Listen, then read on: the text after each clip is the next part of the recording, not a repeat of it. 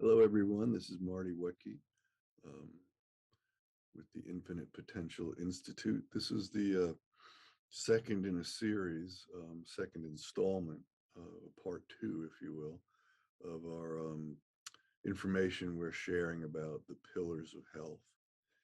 And the last time I spoke with you, the pillar we were looking at was sleep.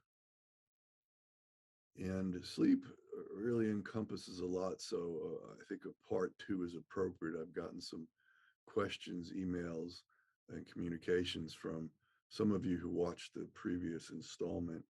And I think we need to address some of these issues. So anyway, just a quick refresher. Sleep is or correct sleep is one of the most essential um, pieces for our mind and body in order to rejuvenate and recuperate. So it's a very large subject that is extremely important. So the last installment really was more about sleep hygiene, the general rules that apply to just about everybody. Um, you know, avoiding stimulation before bed, certainly avoiding alcohol, trying to get to bed at a reasonable time, and then waking up at a reasonable time, keeping the room cool and dark, and so on. So we went through all of those. But many of you have said, I've tried everything. I follow all the sleep hygiene rules, but I still have problems. And we see that a lot here at our office in California, particularly. I've always worked with people who have sleep disorders or insomnia, chronic insomnia. But we reopened our offices after COVID, and there's definitely been a trend towards increased sleep difficulties, and sometimes difficulties with sleep that are quite resistant to conventional measures. And of course, some people have to use prescription medications, and that's fine. But most of the time, we don't want to rely on those things. So, taking another look um, at sleep issues uh, and why it seems to be more prevalent after COVID, I think is worth a quick conversation. There's a wonderful book written called um, "The Body Keeps the Score." It's by Bessel van der Kolk. The Body Keeps the Score. And the title of the book points it out that our bodies register everything that happens to us. And it just doesn't pass it in and out, particularly if it's stressful or traumatic. It leaves an imprint, it leaves a score, if you will. There's even a test that has been developed now, researched and being used. It's an acronym ACEs, ACES, and that stands for Adverse Childhood Experiences. And it's just a series of 11 questions about, was there alcoholism in your home? Um, was there abuse? Did you witness abuse? Did you have any kind of abuse? And most people just, pass over these things. Yeah, that happened, but I'm fine now. But what researchers are finding out is that um, persons who've experienced a lot of these childhood adverse experiences um, have problems later on in life, everything from cardiovascular issues. And the higher the score, the more the problems, drug and alcohol abuse, um, relationship issues. In particular, I worked with parolees, um, people who were out of prison and on parole. And we started to gather their ACEs scores, and they were all over 10 because of the significant amount of abuse that they either experienced or witnessed. So, um, what this comes down to is the brain and the nervous system. You know, we have this very cognitive part of our brain, the neocortex, where we process incoming and information and outgoing information. But there are deeper brain structures, more primitive, if you will, that have a huge impact on our mood, on our things like our sleep, on our health, and so on. And these primitive structures are largely responsible for making us aware of threats in the environment. In other words, are we safe? So COVID has really um, had an effect on this, because whether we know it or not, or whether we're conscious of it or not, it's a threat. And, depending on the individual, some people really over respond to the threat. And for some of us, it's just in the background, sort of a nagging fear, concern, or worry. So, what does it have to do with sleep? Well, what we've seen here at our offices is that the fear or the threat that's been triggered in many people by COVID is reactivating many traumas that um, these particular individuals may have experienced in their life. And those traumas were also around fear. So when we experience some type of negative situation, a trauma, or something that has a huge emotional impact on us, and that's the key, an emotional impact, because that imprints our nervous system, really pays attention to that. So when we have something like that occur, and it can have occurred 10, 20, 30, 40, 50, 60 years ago, it doesn't matter.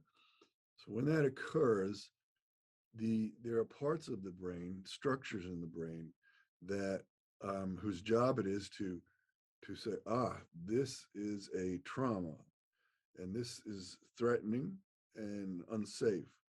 So in the future, I will alert you. I will I will alert you when a similar situation, person, place, or thing arises. So this alert is very unconscious. And some people say, "Oh, why don't I like that person?" Or "Why do I get uncomfortable in these particular situations?" Or "Why can't I let go of this memory?" Well, because those things get get imprinted, and sort of there's another awareness that we have, and sometimes we call this hyper arousal. So this part of our brain can always be scanning for threats and for safety issues in our environment.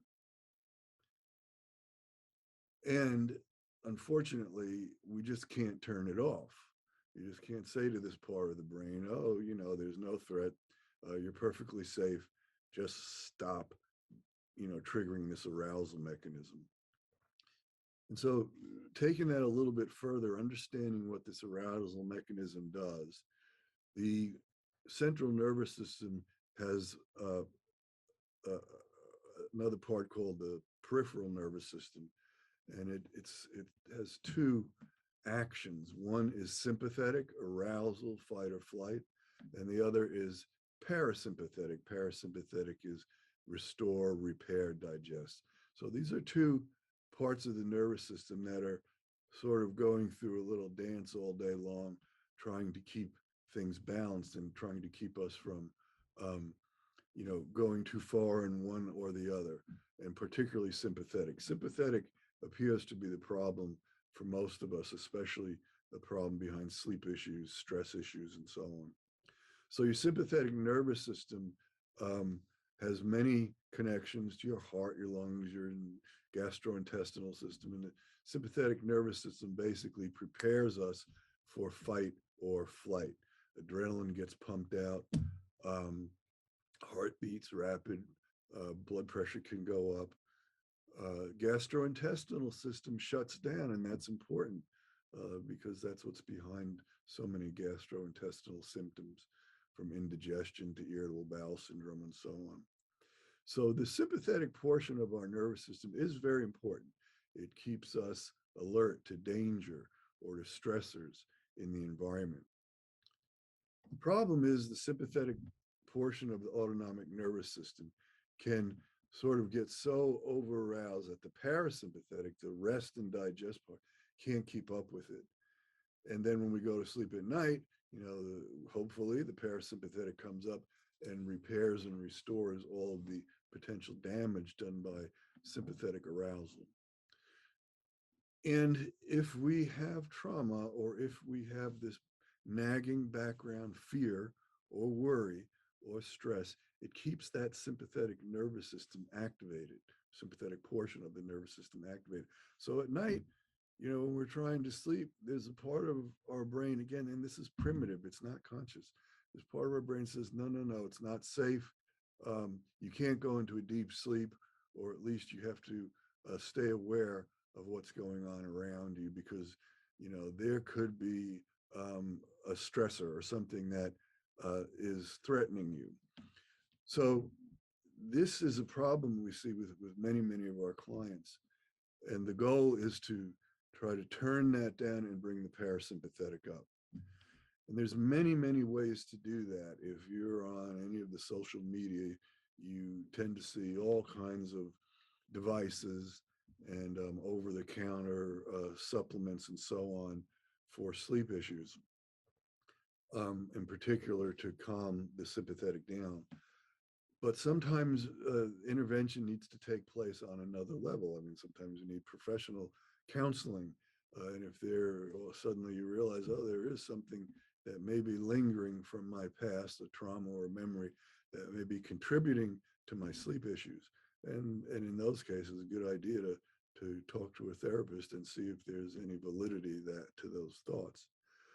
But what we do here, and if any of you out there have access to a type of therapy called neurofeedback, we found that to be most successful for sleep problems. It takes a few sessions, somewhere between 10 and 20, but we can completely resolve about 95%, maybe even a little more, of sleep issues with that. So if you really have run the gamut and tried everything, done everything, I would urge you to explore neurofeedback to see if there's a practitioner close by to you. And then if you're not sure about them, because there's many different types of neurofeedback, so you have to be sure you go to the right practitioner who's using the right methods. You can always email me, and I can, I know most of the practitioners out there, although right now the field has gone exponential. There is quite a number of neurofeedback practitioners. So if you've tried and followed all the sleep hygiene rules that we went over in the last video, and you're still having problems, or you just simply recognize that you tend to be in hyperarousal, even if it's not affecting your sleep, you tend to have, gastrointestinal issues, stress issues, reaction issues.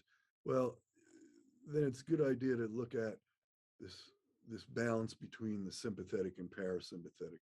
Again, sympathetic is arousal, fight or flight. Parasympathetic is rest, restore, repair, and digest. So many stress symptoms can be traced back to this imbalance.